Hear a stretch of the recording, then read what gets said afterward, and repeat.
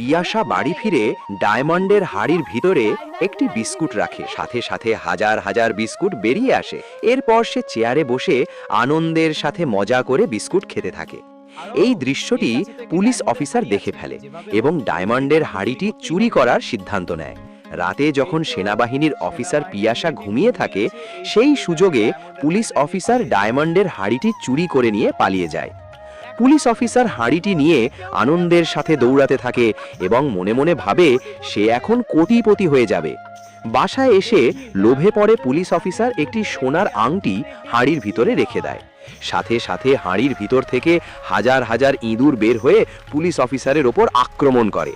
Police officer ভয়ে চিৎকার করতে করতে পালাতে থাকে আর ইঁদুরগুলো তাকে তাড়া করে যেন তাকে খেয়ে ফেলবে। কিন্তু সকালবেলা যখন পিয়াসা দেখে তার ডায়মন্ডের হাঁড়িটি আর নেই, তখন সে হাউমাউ করে কাঁদতে থাকে, কারণ কেউ তার ভিডিওতে